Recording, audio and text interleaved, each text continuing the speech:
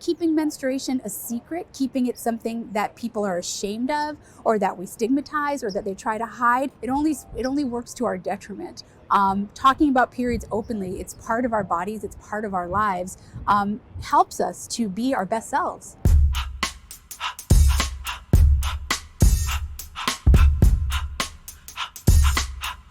The freckles on your back. There are 4 stages of the menstrual cycle. Menstruation, the part that we call periods, is the shedding of the uterine lining and physical bleeding that follows. So there are a bunch of norms associated with it, that a full menstrual cycle is 28 days, that an average period, the bleeding phase, lasts for 5 days, 5 to 7 days. I think the truth of the matter is all of our bodies are different, and we are much better served when we understand that.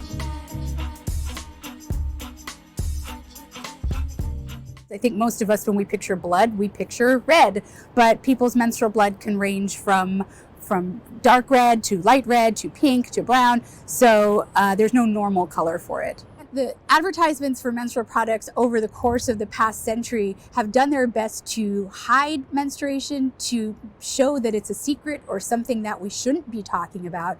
And that's why in the ads of the 70s and 80s, you would see blue liquid used instead of red. Somehow even showing, menstruation in a more accurate form was considered, problematic or something that we should turn our noses up at or avoid. Really going, child, gets your body flowing from top to bottom.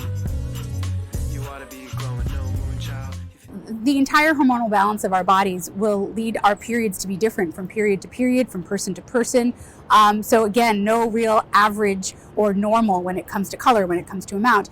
That said, there are circumstances where people should and medical providers should really advise about what is the normal range, so that folks have an understanding of what might be problematic and what might require some sort of intervention. Really going, child, gets your body flowing.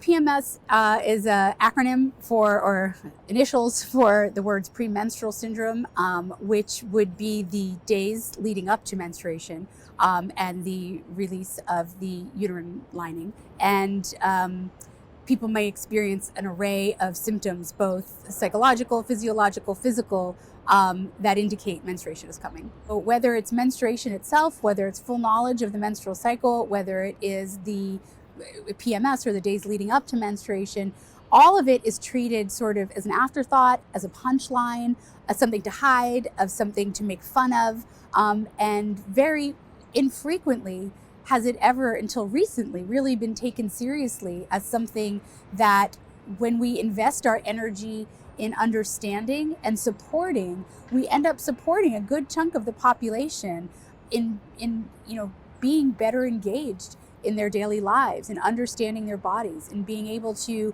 participate in school, the workplace, whatever it is that's part of their daily life. Really going, child, gets your body flowing. So the answer to whether menstrual products are taxed depends on what state you live in. The vast majority, 30 of the 50 states, still do not exempt menstrual products from sales tax because they don't deem them a necessity and therefore don't qualify them for an exemption. You know what they do exempt? In many of those states, they exempt fruit roll-ups. They exempt barbecued sunflower seeds. In the state of Wisconsin, they exempt gun club memberships, actual ammunition.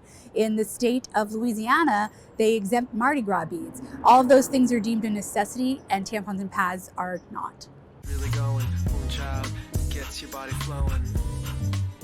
So menstrual equity is this frame, this phrase that describes a policy campaign to make the case that in order to ensure that people are treated equitably in society, menstruation must be accounted for. So that means for kids in school, that menstrual products should be provided in bathrooms just like toilet paper is.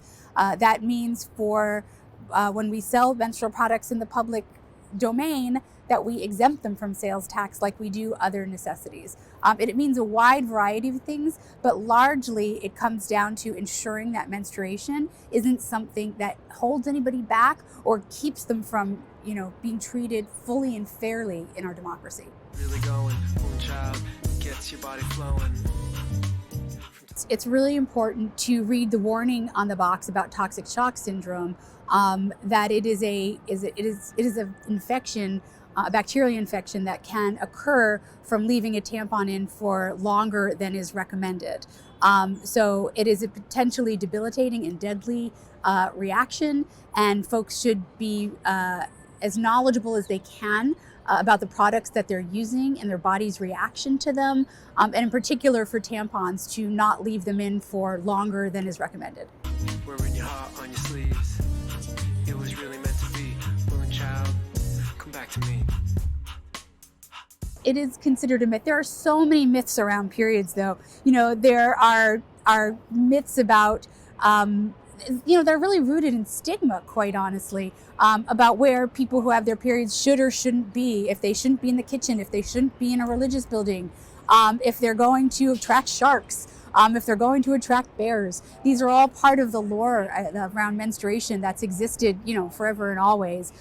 So it is kind of important, I think, that we remember to sort of separate the myth from the reality.